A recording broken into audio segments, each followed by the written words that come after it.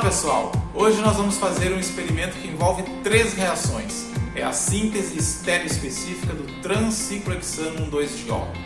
Essa prática faz parte do rol dos experimentos da disciplina de Química Orgânica Experimental 2, uma disciplina obrigatória para o curso de bacharelado em Química aqui na URGS. Nesse experimento, são 3 reações que nós vamos estudar. A primeira delas é uma reação de adição eletrofílica a dupla ligação, que é o objetivo dessa aula, estudar na prática uma reação de adição a dupla ligação, C+C. Então nós vamos partir do ciclohexeno, fazer uma reação com N-bromosuccinimida para formar uma bromohidrina, que é aquela função que tem o bromo e uma hidroxila vicinais. Nós vamos formar aqui seletivamente a trans-2-bromo-ciclohexanol. Depois dessa reação, a gente faz a epoxidação em meio básico.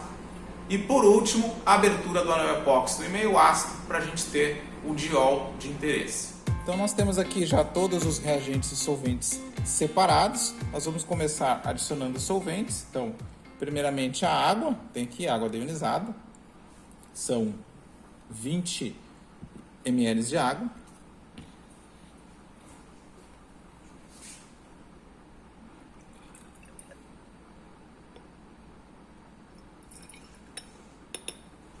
Agora, o THF, 25 ml de THF. O THF é um solvente que tem um cheiro bastante forte. O ideal seria manusear na capela, mas como eu estou gravando esse experimento sozinho, eu estou fazendo aqui na bancada mesmo, porque fica mais fácil para filmar. Mas quando forem fazer esse experimento no laboratório, utilizem a capela. Para adicionar o ciclohexeno, eu vou utilizar aqui uma pipeta graduada e não uma proveta para ser um pouco mais preciso na quantidade de ciclohexeno.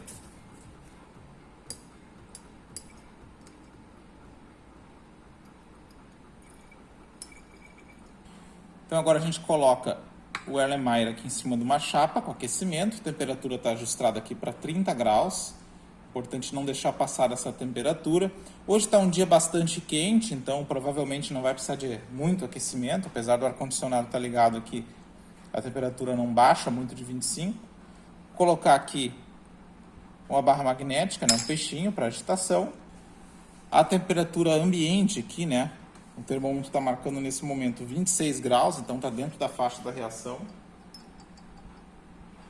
Então agora a gente imerge o termômetro aqui, cuidar para o peixinho não bater ali no termômetro e não quebrar, o termômetro de mercúrio, né? E a gente deixa estabilizar a temperatura para medir. Então já medi aqui a temperatura, está em torno de 28 graus. Então agora a gente vai começar a fazer a adição da N-bromosuccinimida em porções de 1 grama, né? A gente vai adicionar 14,8 gramas, que equivale aos 83 milimols ali do polígrafo, e a gente vai adicionar isso em porção de 1 grama durante 20 minutos. Depois a reação vai ficar mais 30 minutos sob agitação. Então agora a gente está aqui na sala de balanças, a gente vai fazer a pesagem da N-bromosuccinimida. Lembrando que são 14,8 gramas. A gente vai colocar aqui o vidro de relógio. Parar a balança.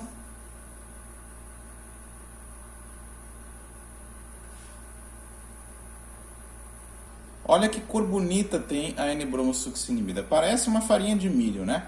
Para fazer aí uma polenta, um bolo de fubá. Mas não é, né? Uma substância química, um reagente bastante utilizado na química orgânica.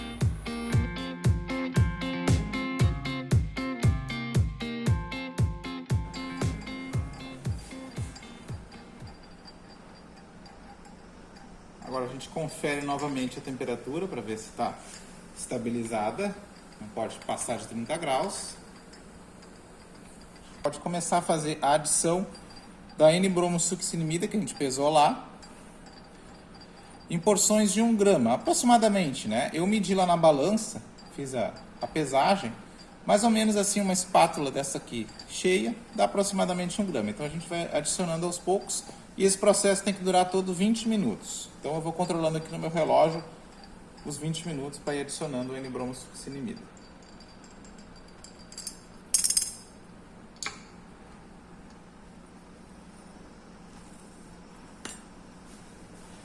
Vejam que bonito, né? Parece um suco de laranja. Que na verdade é de N-bromosuccinimida e sei lá, deve ter gosto de tamarindo. Melhor não provar.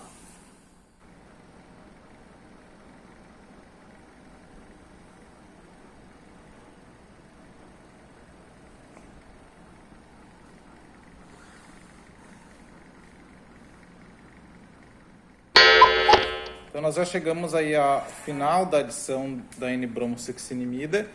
Tem que se ter um cuidado que quando a gente adiciona ela, a reação é exotérmica, né? Então há um pouquinho de aquecimento aqui do elo, então tem que cuidar, botar num banho de gelo ou passar numa água fria para que volte para a temperatura de no máximo 30 graus. Eu até desliguei aqui o aquecimento da chapa, né? Como eu falei, está bem quente o dia hoje, a gente está com o ar-condicionado ligado aqui, mas mesmo assim ainda está quente. Então, eu até deixei desligado o aquecimento e no termômetro ali está 30 graus. Então vamos deixar assim, a reação vai ficar mais meia hora sob agitação nessa temperatura. Então, decorridos 30 minutos ali após o fim da adição do NBS, 30 minutos em agitação, controlando ali a temperatura, ficando entre 25 e 30 graus. Então agora a reação terminou e nós vamos fazer a extração.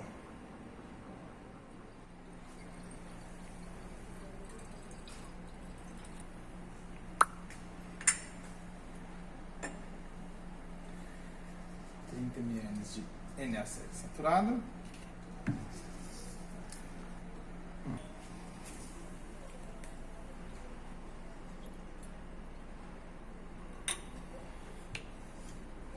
Veja que a gente já tem a separação de fase só com a adição do NaCl saturado, né? Porque a gente tinha uma solução aquosa, mas tinha THF também. Então agora eu coloquei mais água, uma solução saturada, com bastante íons. Então agora a fase de THF se separa da fase aquosa. Agora nós vamos colocar éter. Lembrando que o THF também é um éter, né? Mas agora a gente vai colocar o éter etílico para melhorar essa separação de fase e a gente conseguir extrair o produto que é mais solúvel na fase orgânica, a fase THF/éter, do que na fase aquosa. 30 ml de éter.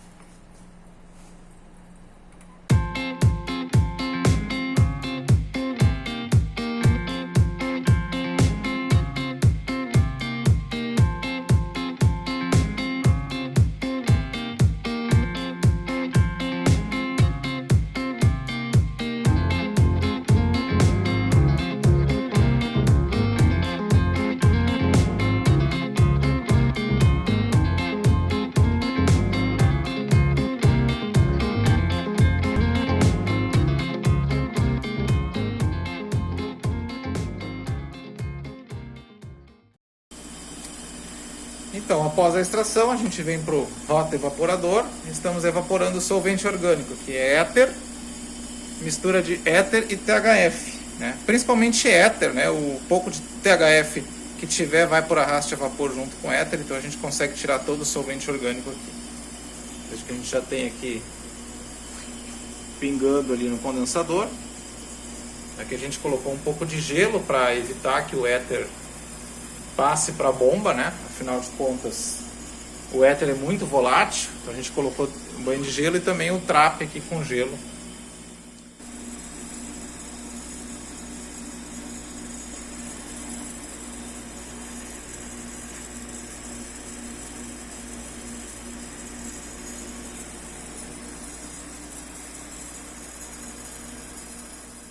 Então, aqui nós temos o balão contendo o trans 2-bromo-ciclohexanol, uma bromohidrina resultante da primeira reação que a gente fez com NBS.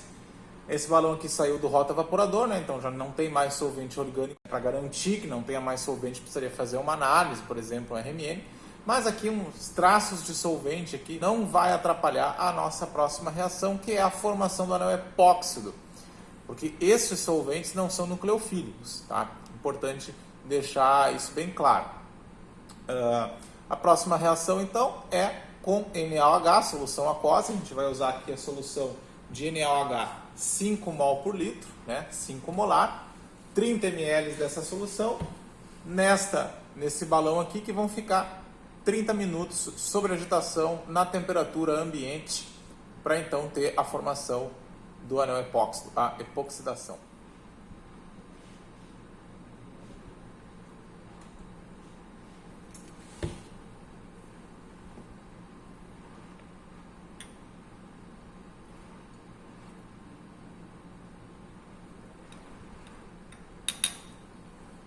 Observem que assim que eu adicionei o NaOH, a gente tem aqui a formação de duas fases. Essas duas fases são o quê? O produto, que é uma bromohidrina, né? Então tem a função brometo de alquilo e a função álcool ali, vicinais, que é insolúvel em água, insolúvel nessa solução aquosa de NaOH. Agora nós vamos proceder com a reação, nós vamos colocar uma barrinha de agitação e vai ficar aí 30 minutos sob agitação. Tive que botar um peixinho, né, uma barra magnética maior aqui para conseguir fazer agitar, porque o pequeno não estava agitando. Então agora vai ficar 30 minutos sob agitação e aí vocês vão ver, vocês já observem que está tendo já uma mudança na coloração da fase de baixo. Até vou parar a agitação para vocês observarem. Já tem uma modificação ali na coloração. Vejam que a fase de cima, que estava um laranja, já está um amarelinho mais claro e já está começando a pegar a cor na fase de baixo. Lembrando que a fase de baixo é a fase aquosa, tá? Que é mais densa do que a fase que está em cima. Então vamos deixar aqui sob agitação por 30 minutos. Então, decorridos 30 minutos aí, a gente encerra a agitação. E como vocês podem ver, né?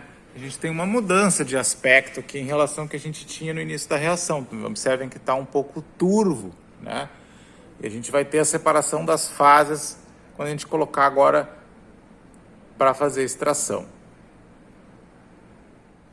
Então, após a extração da fase aquosa com solvente orgânico, né, no caso o éter etílico, a gente agora sim vai precisar secar a fase orgânica, né, com sulfato de magnésio.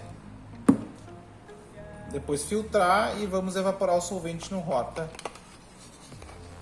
para depois fazer a purificação do óxido de ciclohexeno, que é o produto que nós temos aqui, né? O óxido de ciclohexeno, que é o anel epóxido, ali no lugar onde tinha a ligação dupla do ciclohexeno. Então vamos colocar um pouquinho de sulfato de magnésio.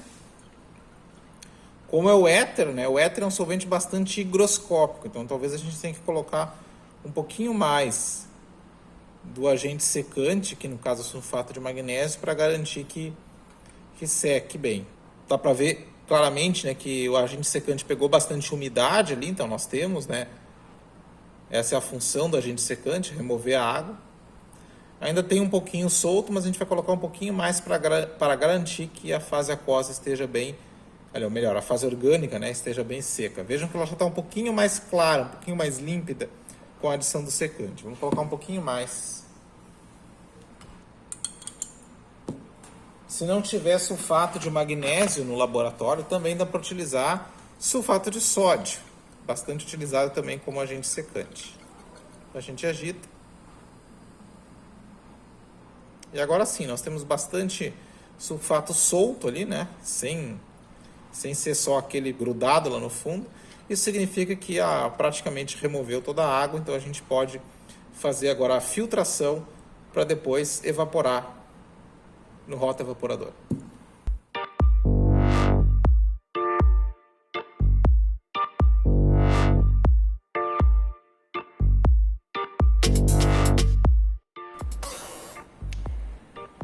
Então a gente já concluiu a evaporação do solvente no rotaevaporador. Agora nós vamos proceder com a destilação para purificar o óxido de ciclohexeno, para ser utilizado na próxima etapa, que é a abertura do anel epóxi.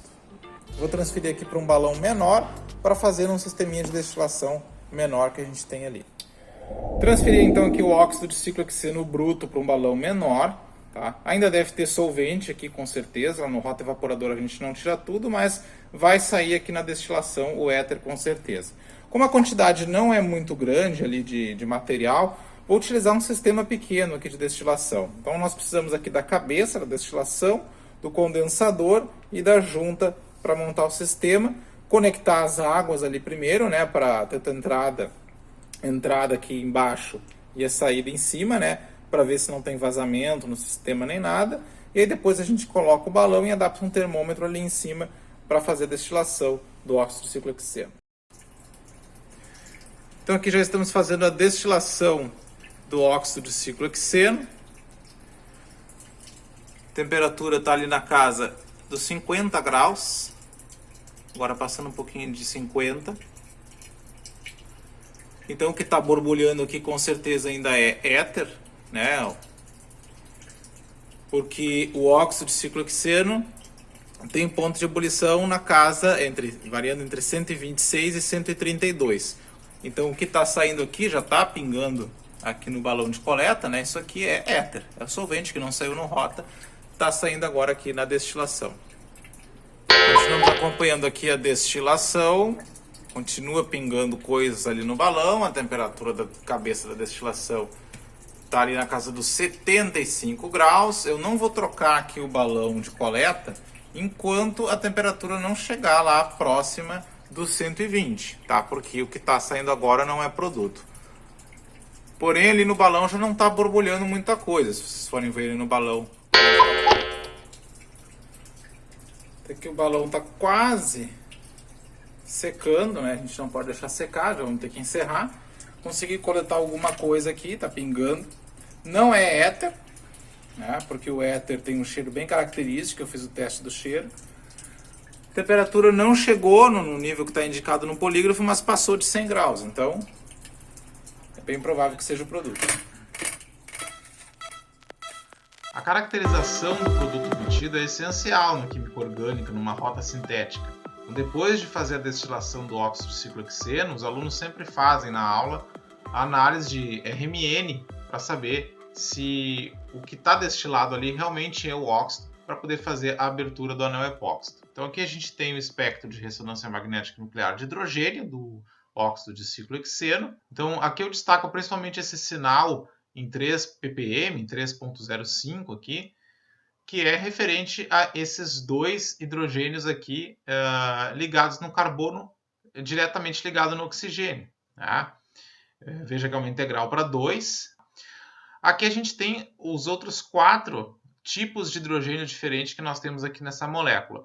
E não são necessariamente os hidrogênios desses 4 carbonos diferentes, mas sim, nós temos que lembrar que esse anel aqui existe numa forma de uma cadeira, né? Então nós temos hidrogênios em posições axiais e equatoriais, e por isso que nós temos 4 tipos de hidrogênios em ambientes químicos diferentes, que aparecem todos como um multipleto aqui neste espectro de RMN de hidrogênio. E aqui vocês têm o espectro de RMN de carbono 13, né, onde a gente vê os 3 tipos de carbonos diferentes que nós temos na molécula. Vale lembrar que nós temos um plano de simetria na molécula, né? Então a gente não consegue diferenciar, por exemplo, entre aqueles 2 carbonos que estão ligados diretamente no oxigênio. Eles vão ter o mesmo deslocamento químico e aparecem aqui, ou são observados, em torno de 52 ppm. Né? Aqui são os outros 2 carbonos que estão ligados somente a carbonos e aparecem aqui. Então, após a destilação do óxido de ciclohexeno, nós vamos fazer a última etapa da síntese do ciclohexanodiol, que é exatamente a abertura do anel epóxido. Então aqui nós temos o óxido de ciclohexeno, já coloquei 10 ml de água. E agora nós vamos colocar o ácido, né? Nós precisamos ali do H+, então vamos utilizar o ácido sulfúrico, uma solução aqui de ácido sulfúrico molar, para gerar o ácido no meio, para catalisar então a abertura do anel epóxi. Ácido sulfúrico molar.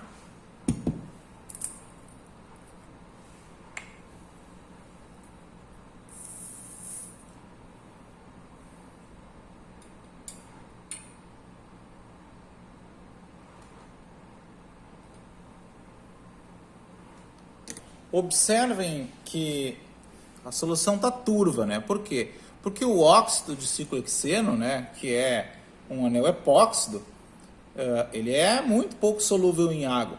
Né? Nós temos ali um sítio aceptor de ligação de hidrogênio, consegue formar ligações de hidrogênio com a água, mas a maior parte da molécula é hidrofóbica, são ligações carbono-carbono e carbono-hidrogênio. Por isso a turvação.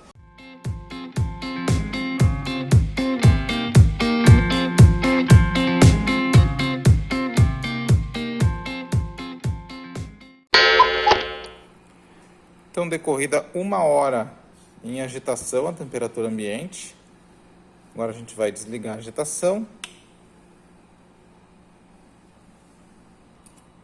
Vamos proceder com a neutralização, nós vamos adicionar agora NaOH. Vou ligar novamente aqui a agitação para a gente ter a homogeneização. Eu quero um pH 7, então não vou colocar muita coisa, vamos medir aqui na fitinha de pH.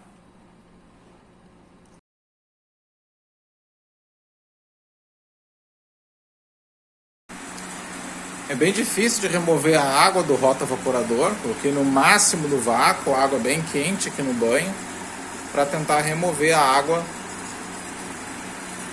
para poder depois seguir com o procedimento. Depois de bastante tempo no rotaevaporador, finalmente conseguimos evaporar toda a água, né? Vamos botar um vácuo bastante forte e esquentar bastante aqui o banho de água. E nós temos ali um sólido branco, né? Como está descrito no polígrafo, um sólido branco, que agora a gente vai diluir em acetato de etila e fazer o procedimento que está descrito ali para a gente obter o diol.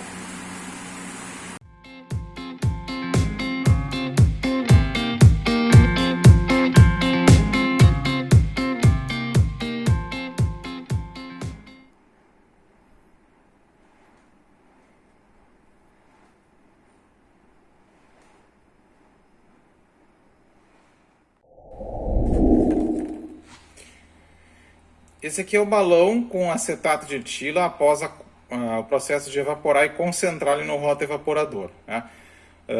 A ideia era concentrar o solvente aqui para depois a gente fazer a filtração dos cristais do diol que a gente formou aqui. No fim acabou já ali no rotaevaporador mesmo precipitando alguma coisa, isso que estava com banho quente.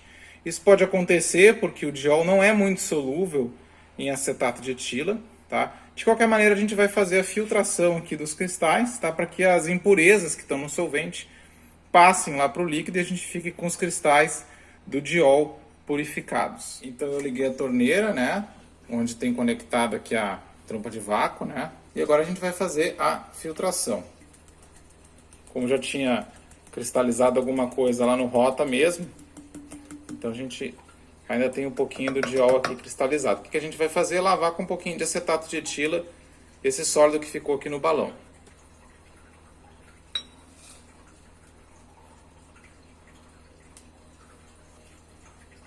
Então já limpamos todo o balão.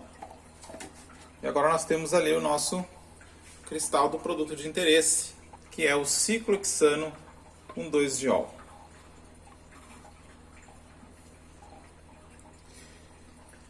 Então aqui nós temos o ciclohexano 1,2-diol cristalizado ali após a filtração. Ele ainda não está seco, né? O procedimento seguinte é secar e aí fazer as caracterizações como ponto de fusão, espectroscopia no infravermelho e espectroscopia de ressonância magnética nuclear de hidrogênio para confirmar a formação do produto.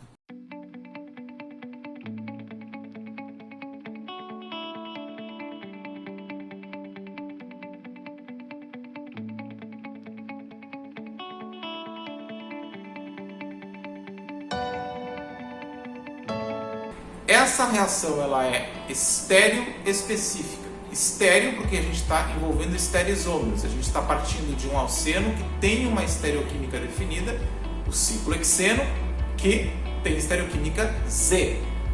E a gente vai chegar num diol que também tem estereoquímica definida, que é o trans-ciclohexano 1,2-diol. Tá? A gente não sintetiza o cis, não forma nada do cis ciclohexano 1,2-diol. Por isso que essa reação é dita estéreo específica.